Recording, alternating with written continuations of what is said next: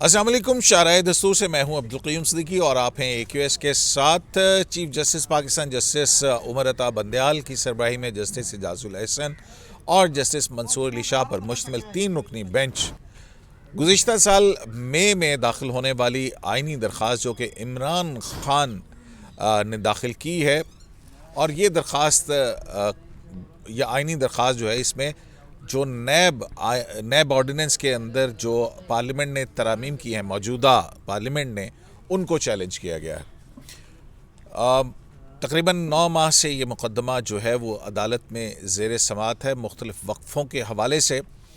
और आज इसमें ज़ाहिर है कि ख्वाजा हारिस जो इमरान खान के वकील हैं, उन्होंने अपने दलाइल मुकम्मल कर लिए हैं। उन्होंने भी कोई 27 से 28 हेयरिंग्स के ऊपर अपने दलाइल मुकम्मल किए, जबकि अब तकरीबन 7 हेयरिंग्स जो हैं उनसे वफाक के वकील मखदूम अली ख़ान अपने दलाइल दे रहे हैं। आज भी मखदूम अली ख़ान जो हैं उन्होंने अपने दलाइल दिया, और उनके दलाइल का अगर जो खुलासा जो है वो किया जाए तो वो ये था कि उनका कहना था कि जज मुंतखब नुमाइंदे नहीं हैं, और ये कि जो तरामीम की गई हैं वो तरामीम किसी तरह भी आइन के बरखिलाफ़ नहीं हैं, और इस हवाले से जो है वो अपने आर्गूमेंट्स जो हैं वो उनको बिल्डअप कर रहे हैं। आज अदालत की तरफ से कई ऑब्जर्वेशंस जो हैं वो आई। उसमें सर फहरिस्त चीफ जस्टिस पाकिस्तान की एक ऑब्जर्वेशन है, जिसके अंदर आपको याद होगा कि जो 18वीं आइनी तरमीम थी उस पर फुल कोर्ट की एक जजमेंट आई थी, जो कि रावलपिंडी बार एसोसिएशन केस के नाम से मशहूर है। उसमें 6 जज साहिबान जो हैं वो उन्होंने आइनी तरमीम के ख़िलाफ़ 8 जज साहिबान जिसको जो हैं उन्होंने उन तरामीम के हक़ में, और 3 जज साहिबान जो कि जस्टिस नासिर मुल्क, जस्टिस इकबाल हमीदुर रहमान और शायद जस्टिस साकिब निसार और आसिफ सईद खोसा, ये 4 जो थे उन्होंने उसके मुखालिफ जो है वो राय दी थी। तो इस तरह से जो आज जो चीफ जस्टिस पाकिस्तान हैं, और उसमें एक चीज़ ये डिटरमिन की थी अदालत ने कि हमारे आइन के बुनियादी खद्दोखाल हैं। ये वही है जो कि इंडियन जो स्टूडेंट्स है बेसिक स्ट्रक्चर थ्योरी, उससे जो है वो पाकिस्तान ने की कोर्ट ने इसको मुस्तार लिया। आज मखदूम अली ख़ान का यही कहना था कि वो कट पेस्ट किया गया उसको इसी तरह से। तो इस पर चीफ जस्टिस पाकिस्तान का ये कहना था कि वो भी क्योंकि 17 रुकनी बेंच था, और जो फ़ैसला है, अक्सरीती फ़ैसला है, वो 8 जज साहिबान का है, जबकि बाकी मुख्तलिफ राय है उन सेट ऑफ जजेस क्या है उनकी। तो इस तरह से उनका ये कहना था कि एक अक्सरीती राय का फ़ैसला भी नहीं है, मतलब, और उसमें रेशो जो है, जो जजमेंट की रेशो है, वो भी वो नहीं है।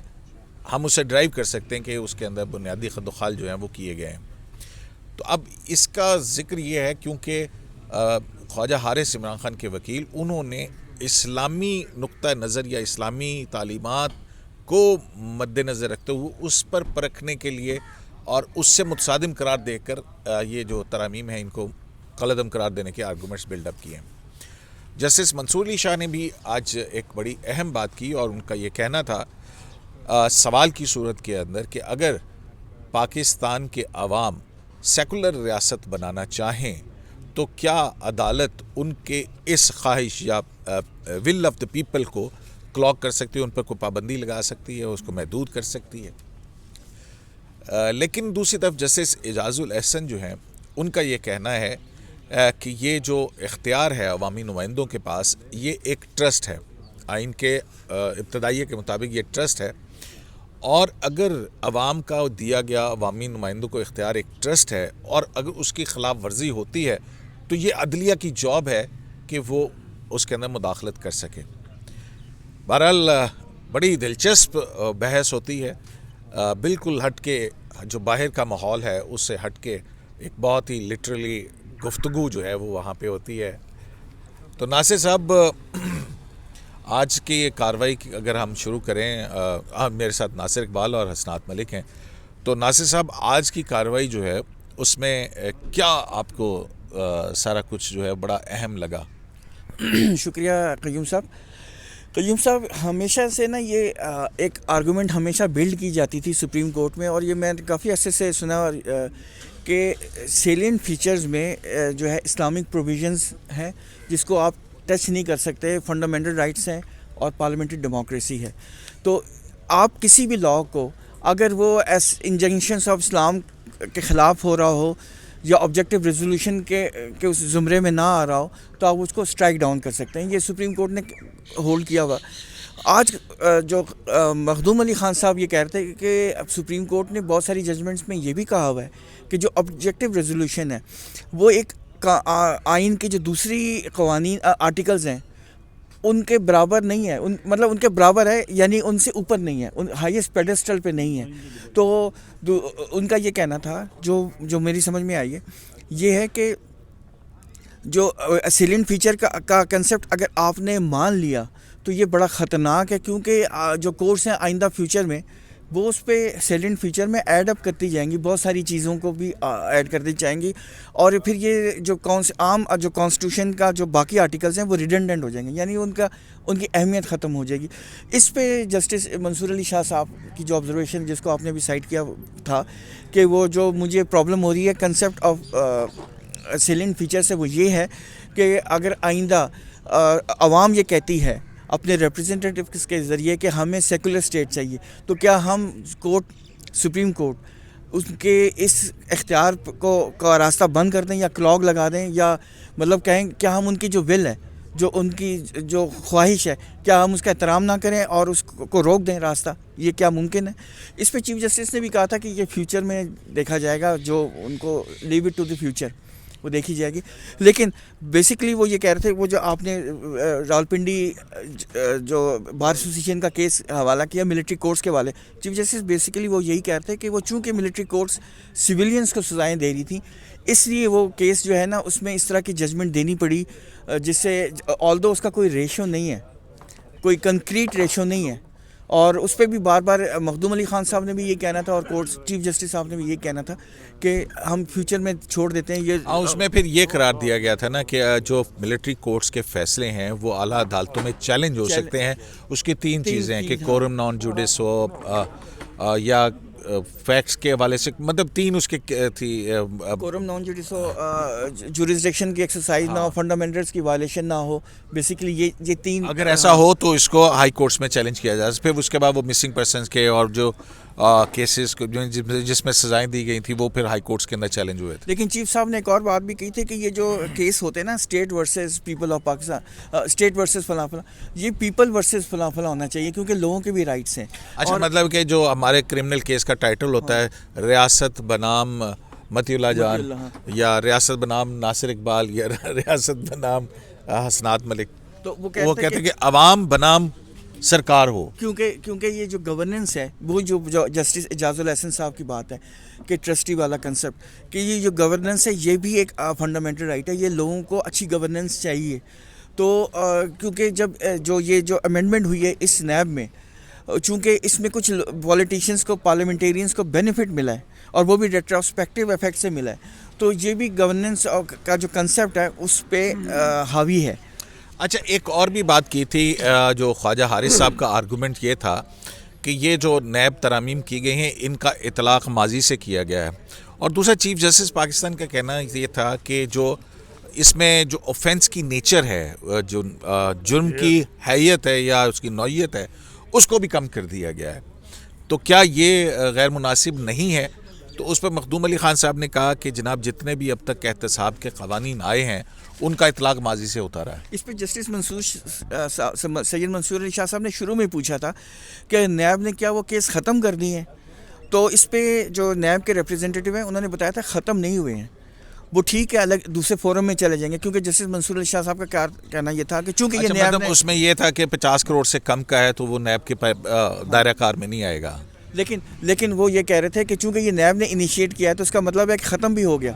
अगर उस दायरा इख्तियार में नहीं हो रहा, 50 का जो वो जो बेंचमार्क है उससे नीचे है, तो उन्होंने कहा नहीं वो ख़त्म नहीं हुआ, लेकिन वो एक कमेटी बैठी हुई है, उन्होंने कहा एक स्पेशल कमेटी बैठी हुई है जो अभी तक एक्सरसाइज करी है, 3 रीजन्स के हो गए हैं, 2 रीजन्स के भी रहते हैं, वो ये डिटरमिन करेगी कि कौन कौन से केसेस किस किस फोरम को वापस जाने हैं, मतलब चले जाएंगे। हाँ। यानी कि अच्छा, मतलब उन्होंने कहा कि नैब की एक कमेटी है जो इस बात का फैसला कर रही है कि ये जो नैब अदालतों से मुकदमात वापस नैब के पास आए हैं वो उसके मुतल्लिका फोरम या मुतल्लिका अदालतें कौन सी हैं उनमें हम भिजवा देंगे। प्रिवेंशन ऑफ करप्शन एक्ट के तहत वो जो कोर्ट्स अवेलेबल हैं उसमें शायद वो चली जाएंगी। अच्छा असना साहब, ये जो बहस है बेसिक फीचर और रियासत को सेकुलर बनाने के हवाले से, अगर अवाम मतलब बुनियादी तौर पर वो ये कह रहे हैं कि पार्लियामेंट का जो इख्तियार है कानून साजी का, उसको हम जुडिशल रिव्यू जो है उस पर फंडामेंटल राइट से मुतसादिम होने के हवाले से तो कर सकते हैं, लेकिन आया वो भी आइन के अंदर रह के हम देखना है हमने कि आया वाकई वो है भी या नहीं है। तो पार्लियामेंट का इख्तियार तो है कानून साजी करने का जी। और आर्टिकल 239 की शिक 5 भी पड़ी कि जिसमें 5 और 6 के था, जिसमें था कि कोई भी कॉन्स्टिट्यूशन अमेंडमेंट जो है वो कोर्ट ऑफ लॉ में चैलेंज नहीं हो सकती। खैर आज बहस तो क़य्यूम साहब वो हो रही थी कॉन्स्टिट्यूशन अमेंडमेंट के हवाले से, लेकिन यहाँ जो मैटर है वो है सिंपल लेजिस्लेशन से कानून बना है ना, उसका एक और चीज़ है, उसका जुडिशल रिव्यू का जो एक तरीक़ाकार है वो डिफरेंट है। और ये जो कॉन्स्टिट्यूशन अमेंडमेंट वाला है, ये जैसे कि आपको पता है कि अभी तक सुप्रीम कोर्ट में जजेस ने इंडिविजुअली तो किए हैं, लेकिन अभी तक कोई जजमेंट नहीं है जिसमें कॉन्स्टिट्यूशन अमेंडमेंट कोई उड़ाई हो, कोई भी नहीं है अभी तक। इंडिया में है, यहाँ पाकिस्तान में नहीं है, और अच्छी बात है। वो भी फिर मखदूम साहब ने बताया कि उसके बाद जो है वो इंडियन सुप्रीम कोर्ट ने अपना वो फैसला वापस से ले लिया बेसिक फीचर का, जिसके बुनियाद पे कॉन्स्टिट्यूशन अमेंडमेंट उड़ाई गई थी। जी, तो ये बाकी जो आज भी हमने देखा वो जो मखदूम अली ख़ान साहब हैं, उनका ये है कि वो सारी जो जुरिडिक्शनल पॉइंट हैं और वो जो लीगल क्वेश्चन है वो उठा रहे हैं, लेकिन जो बेंच बार बार उनको कह रही है, मेरा ख्याल है वो उनकी अपनी स्ट्रेटजी है कि मैं उस आखिरी टाइम पे आऊँगा चीज़ों पे। जो बेंच चाह रही है कि ट्रस्ट पे मेन फोकस है, पूरे इस केस में ट्रस्ट का आ रहा है कि ब्रीच ऑफ ट्रस्ट हुआ है। दूसरा ये है कि जी ऑफेंस की हैत चेंज हो गई है। तीसरा ये है कि जी जो है वो माजी से इतलाक़ हो गया। ये 3-4 मोटे मोटे पॉइंट हैं जिसमें जस्टिस एजाजुल एहसन साहब कंसिस्टेंटली उनका जो है वो सवाल कर रहे हैं, और मंसूर अली शाह भी वो। तो वो मेरा ख्याल है आज की जो बहस थी वो जो है वो एक मतलब सुनने वालों के लिए बड़ी अच्छी चीज़ थी, लेकिन मेरा ख्याल है कि असल जो पॉइंट है जजेस के, उस पर मखदूम अली ख़ान बाद में आएंगे और वही मैटर डिटरमिन करेंगे। अच्छा, चीफ जस्टिस ये भी कह रहे थे कि किसी भी कानून को कलअदम करार देने के हवाले से कोई एक कम अज़ कम मेयार जो है वो तो मुकर्रर करना होगा, कोई एक रेड लाइन जो है वो होगी। तो वो रेड लाइन के हवाले से क्या देखिए, मेरा ख्याल है कि क़य्यूम साहब एक चीज़ हमने देखी है कि यहाँ जो सुप्रीम कोर्ट की जूरिस्प्रूडेंस है वो कोई कंसिस्टेंट तो नहीं रहती। यहाँ जजेस जब उनके साथ चीज़ें चेंज होती हैं माहौल के साथ, इफ्तिखार चौधरी साहब के दौर में डिफरेंट स्टाइल था, डिफरेंट, जिस तरह वो बाज़ मोहम्मद काकड़ का केस है, या फिर जिलानी साहब और नासिर मुल्क साहब बिल्कुल डिफरेंट थे, जमाली साहब का ज़रा और डिफरेंट माहौल था। बीच में 25 दिन जवाद ख्वाजा साहब के आए थे तो उन्होंने उबारा बस्टर्ड और आगे पीछे जो फैसले दिए थे। फिर जो साकिब निसार साहब का आखिरी साल था वो बिल्कुल डिफरेंट था। उन्होंने आखिर में अभी ये जजमेंट जो पड़ी ना अपने 21वीं तरमीम में साकिब निसार साहब, और जो उनका आखिरी साल था वो बिल्कुल डिफरेंट था। उन्होंने कहा जी हमने कॉन्स्टिट्यूशन को प्रोटेक्ट करना है, पार्लियामेंट नहीं, कॉन्स्टिट्यूशन सुप्रीम है। ये जो कंसेप्ट कहते हैं ना जजेस की, जी कॉन्स्टिट्यूशन सुप्रीम है, इसमें कोई शक नहीं, लेकिन कॉन्स्टिट्यूशन की इंटरप्रिटेशन आप करेंगे, फाइनल से आप हैं, आप बताएंगे कि ये कॉन्स्टिट्यूशन है, तो फिर सुप्रीम तो मेरा ख्याल है सुप्रीम कोर्ट के जजेस हैं। पार्लियामेंट तो ना हुई कि जब आपने इतनी इंटरप्रिटेशन अपनी वास्ट जुरिडिक्शन ले ली है। मेरा ये इतराज़ है कि एजाजुल एहसन साहब भी आज की उनकी ऑब्जर्वेशन भी यही थी कि जो पार्लियामेंट और judiciary, they are the creature of the constitution. क्या, सॉरी मैं आइन और मतलब पार्लियामेंट और अदलिया जो है ये आइन की तख्लीक है। देखें, आइन जो है वो भी पार्लियामेंट की तख्लीक है। अब ये तो नहीं हो सकता कि आइन को पार्लियामेंट ने तस्दीक। और आज जो मंसूर अली शाह साहब ने कहा कि कल हमारे मुल्क में कहा जाए कि जी हम सेकुलर बनाएं मुल्क को और वो इस तरह का, तो क्या जो है हम इस पर रोक देंगे जी कि मुल्क सेकुलर। हालांकि मुझे याद है जब 18वीं तरमीम का केस चल रहा था तो साबिक चीफ जस्टिस इफ्तिखार चोई साहब ने ये कहा था कि जी हम ये अगर पार्लियामेंट को इस तरह अलाउ कर दिया तो मुल्क को वो कल सेकुलर बना देंगे। इस तरह की उन्होंने ऑब्जर्वेशन दी थी, उस पर काफ़ी लोगों के सेगमेंट के एतराज़ भी हुए थे। इस तरह से था कि क्या अगर अवाम जो है वो सेकुलर बनाना चाहे तो बना सकती है, इस तरह से था। अब ये जवाद ख्वाजा साहब का जो मैंने वो बुक में देखा, उनका ये है कि सीरियन फीचर है ही नहीं। जायज़ समझता उनके जहन में उनका ये है कि जजेस जो हैं उनके जहन में है कि ये चीज़ लोगों के लिए बुरी है तो वो बेशक 2/3 से भी अमेंडमेंट उड़ा दें और उन्हीं को वो आज चीफ जस्टिस ने ये भी कहा कि अनजस्ट अगर हो तो अदालत मुदाखलत कर सकती है। मतलब वो कह रहे थे कि हम यही चाह रहे हैं कि आप कि ये क्या अनजस्ट नहीं होगा कि अगर कोई चीज़ जो है कंसेप्ट से एक्सीड कर रही हो, या ट्रस्टी का जो कंसेप्ट है या गवर्नेंस का कंसेप्ट है उसको नुकसान पहुंचा रही हो और हम इंटरफेयर ना करें, तो क्या अनजस्ट की बात नहीं है। लेकिन मैं कयूम साहब ये कहना चाह रहा था कि जो रेड लाइन है ना, जो आपने कहा रेड लाइन की हद होनी चाहिए, तो ये काम फिर पार्लियामेंट का है, क्योंकि सुप्रीम कोर्ट ने बहुत सारी जजमेंट्स दिए हैं तो और उसकी इम्प्लीमेंटेशन भी हुई है। लेकिन मुझे बताएं उसका अब सुप्रीम जुडिशल ये जो है बनी है, जो अपना जो जुडिशल कमीशन ऑफ पाकिस्तान बना, क्या उसमें कंट्रोवर्सीज नहीं आ रही? वो 18 अमेंडमेंट के बाद बनी है ना, उससे पहले तो डिफरेंट कंसेप्ट है ना। तो सुप्रीम कोर्ट ने एक जजमेंट दी है और उसके बाद जजेस का एक पूरा तरीका दिया कि इस तरह जजेस एलिवेट होंगे और इस तरह वो बनाए जाएंगे। हर दफ़ा कंट्रोवर्सी नहीं पैदा हो रही, तो ये काम है ही नहीं सुप्रीम कोर्ट का। सुप्रीम कोर्ट, ये पार्लियामेंट का काम है। ये रेड लाइन उनको डिफाइन करने दें ताकि लोगों का जो अगर वो वर्केबल हुई तो उसका फ़ायदा होगा, और अगर वर्केबल नहीं होगी तो वो लोगों को भी वो फेस कर लेंगे। मतलब लोगों का जो गुस्सा है या लोगों का जो रिएक्शन है पार्लियामेंट को फेस करने दें, आप ना करें। उमर बंदेल साहब ने एक और बात भी की, उन्होंने कहा कि मैं ये बहुत सारी चीज़ें जो हैं वो देखता हूँ, और फिर उसके बाद ये है कि मेरे ख्याल में कोई भी अगर कानून आइन से मुतसादिम है किसी भी शख्स से उसके, तो उसको कलअदम करार होना चाहिए। देखें यही तो मखदूम यही वो कह रहे थे कि इस हवाले से रेड लाइन क्या हो वो हमने देखनी है। हाँ, लेकिन मखदूम साहब यही तो कहना चाह रहे हैं कि आप जो पटिशनर ने कहा है कि सेलिन फीचर, तो सेलिन फीचर के टचस्टोन पे आप नहीं कर सकते किसी कानून को आपने। और बल्कि उन्होंने एक और बात भी की कि मैंने ये जस्टिस मंसूर अली शाह साहब ने सुबह ही उनसे एक सवाल किया था कि रेट्रोस्पेक्टिविटी भी, तो उन्होंने कहा था कि मैंने कोई ऐसा जजमेंट नहीं ढूंढ सका जिसमें ये लिखा हो कि अगर ये तो हो सकता है कि अगर पनिशमेंट को बढ़ा दिया जाए तो उसको कोर्ट्स जो हैं वो स्ट्राइक डाउन कर सकती हैं, लेकिन अगर कोई पनिशमेंट कम कर दी गई हो तो उस पर स्ट्राइक डाउन नहीं हो सकती, इस बिना पे नहीं होती स्ट्राइक डाउन। चीफ जस्टिस साहब का है ना कि जी मेरा इशू पनिशमेंट नहीं है, जब वो कहते हैं पनिशमेंट कम हो रही है, नहीं ऑफेंस का आ रहा है कि जो ऑफेंस है इसकी हैत जो है वो तब्दील हुई है, और जिस तरीके से डिफिनेशन आई है बेनामी की, या वो ये कहते हैं कि 1947 से जो है वो प्रिवेंशन ऑफ करप्शन के हवाले से जी वो एहतसाब का कानून मौजूद है, तो लिहाजा ये एक्सेप्टेड फॉर्म है। लेकिन मखदूम साहब ने आज सुबह ये भी कहा ना, नैब याद कराया कि नैब ने ये रिपोर्ट देनी थी कि जितने भी केसेस हैं इसमें पॉलिटिशियंस या पार्लियामेंटेरियंस के केसेस कितने और कितने बिजनेसमैन के हैं और जो दूसरे तबकात हैं ब्यूरोक्रेट्स के हैं। तो एनआरओ में भी तो आपने यही देखा था ना कि एनआरओ जो केस था उसमें 5000 से ज़्यादा तो एमक्यूएम के केसेस निकल आए थे। तो वो ये कहता है आप हमें बताएं, और ये भी बताएं वो प्ली बार्गेन का पैसा जो है वो कहाँ गया, किधर इस्तेमाल हो गया। पाकिस्तान ये जो PAC है, पब्लिक अकाउंट्स कमेटी, ये भी बार बार पूछ रही है, लेकिन नैब के किसी भी चेयरमैन उसका जवाब नहीं दिया। मसला ये नहीं है, मसला ये है कि जो लेजिटिमेट तरीके से जो हमारी लीड को पॉलिटिकल एलीट हो गई या जो हमारी ब्यूरोक्रेसी को जो मराहत मिल रही हैं उन पे तवज्जो देने की ज़रूरत है, और वो उस पे अब डिबेट होने की ज़रूरत है। आपको पता है सुप्रीम कोर्ट में एक ब्रांच है, सुप्रीम कोर्ट में एक ब्रांच है मिसलिनियस ब्रांच, उसका मैंडेट ये है कि जी रिटायर्ड जजेस का कोई इशू है ना वो फ़ोन करें सुप्रीम कोर्ट में मिसलिनियस ब्रांच को, तो वो मसला हल करेंगे।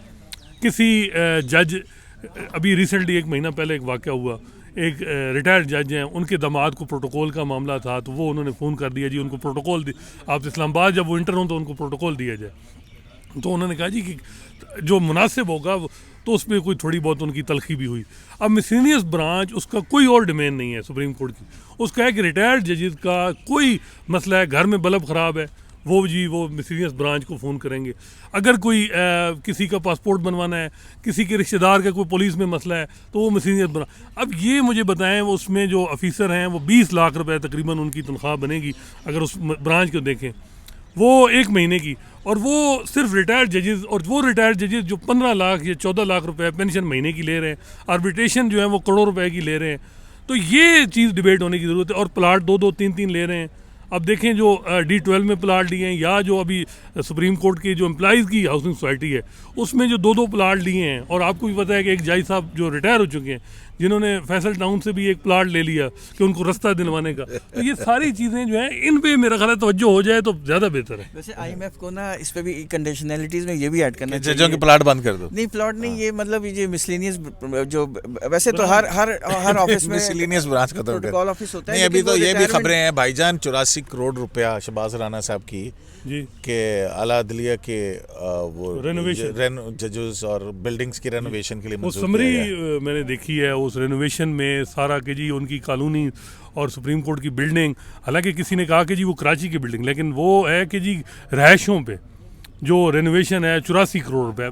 ये असल मेरा ख्याल है कि अब जो हमारा मुल्क है वो मुतमिल नहीं हो सकता इन चीज़ों में। चलें, बहुत ये शुक्रिया टाइम नासिर नहीं साहब। है, ये आप जरूर करवा रहे हैं। अच्छा, हाँ, वो अपना नासिर साहब नए अटर्नी जनरल आए, मतलब बड़े जेम्स बॉन्ड स्टाइल में, बड़े खूबसूरत हैं माशाल्लाह से। यंग भी बड़ा, हाँ, यंग, बड़ा एटीट्यूड माशा है। वैसे मतलब मंसूर अमान भी यंग ही थे। हाँ, वो भी वो आकिल और बालिग नहीं थे, वो यंग थे, आकिल और बालिग नहीं थे। तो नासिर साहब कैसे लगे आपको? फैसल नकवी भी यंग थे। देखें, अभी तो आए हैं, अभी चलेगा, लेकिन आज उनको वेलकम किया गया। और चीफ क्या हुआ था जस्टिस उसमें? जब वो आए तो एक तो चीफ जस्टिस साहब ने हाँ, ये पता नहीं कितने महीने के बाद अटर्नी जनरल आया, वेलकम तो बनता था। चीफ जस्टिस साहब ने एक तो वेलकम किया मखदूम अली खान साहब को मतलब एक गैप के बाद आज आपको वेलकम करते हैं कि आप आए। फिर उन्होंने कहा कि आपकी टीम मजबूत हो गई है कि नए अटर्नी जनरल साहब भी आ गए। तो इस पे मखदूम अली खान साहब ने कहा कि ये यंग हैं, बड़े अच्छे हैं, और ये मेरी टीम नहीं, मैं I am part of his team. और अच्छा, वैसे नासिर साहब, मैंने देखा है जिस मुकदमे में जिस वकील की तारीफ की जाए ना चीफ जस्टिस पाकिस्तान की तरफ से, वो मुकदमा उसके हक में नहीं होता। अल्लाह खैर जैसे करे। हमारे एक वकील, तो उसने कहा मेरी मुलाकात हुई है तो मुझे अब समरी मूव कर कि जी मुझे अटॉर्नी जनरल के लिए मुझे इंडोर्स कर दिया गया। तो आगे से जवाब आया कि नहीं, इंडोर्समेंट नहीं मिली। तो वैसे ये जो अटॉर्नी जनरल साहब हैं, बड़ा इसमें जो इतलात थी कि आपको भी पता है, पहले मंसूर अमान, फिर फैसल नकवी का नाम आया, फिर मुस्तफ़ा रमदे का इंडोर्समेंट सुप्रीम कोर्ट से हो गई थी, लेकिन वो बड़े मियाँ साहब नहीं माने। तो फिर यही फैसला हुआ कि जो ओ कहने ने वही कर दो, ओ कहने ने। ये इसकी इतलात है, मेरी इदारे का इसकी राय से मुत्तफिक होना जरूरी नहीं। अच्छा, अटॉर्नी जनरल ने तो रिप्रेजेंट करना है फेडरल गवर्नमेंट को। हाँ हाँ, बिल्कुल बिल्कुल। वो जो उन्होंने चीफ तो जस्टिस माजी से में कहा भी ना कि टीम बड़ी मजबूत हो गई है। तो माजी में भी तो यही होता रहा। आपने भी देखा, जब माजी में गुलजार साहब के टाइम पे भी अटॉर्नी जनरल लगे तो वो मुशावरत से ही लगे।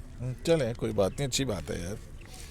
अटर्नी जनरल लग गया अल्लाह अल्लाह करके, मतलब इसी पे इक्तफा करें ना मेरा ख्याल आज का। ये इसकी परफॉर्मेंस है गवर्नमेंट की। तो जनाब, आज की अदालती कार्रवाई जो है वो चीफ जस्टिस पाकिस्तान ने अपने इन ऑब्जर्वेशन के साथ ख़त्म की कि ये जो अदालती कार्रवाई है नैब तरमीम के हवाले से, इनकी जो आइनी हैसियत को परखने के हवाले से जो अदालती कार्रवाई ख़त्म हुई, उसके अंदर उन्होंने कहा कि इस अदालती कार्रवाई से हम कम से कम एक मयार जो है वो ज़रूर मुकर्रर होगा कि वो रेड लाइन क्या हो, जो अगर क्रॉस हो तो फिर अदालत उसके अंदर मुदाखलत करके उसको स्ट्राइक डाउन करे। शराय दस्तूर से ये जो समाअत है कल भी जारी रहेगी और कल ज़रा जल्दी अदालत जो है इस मुकदमे को सुनेगी। शराय दस्तूर से अब्दुल क़य्यूम सिद्दीकी को AQS लाइव से इजाज़त दीजिए। अल्लाह ने के बाद।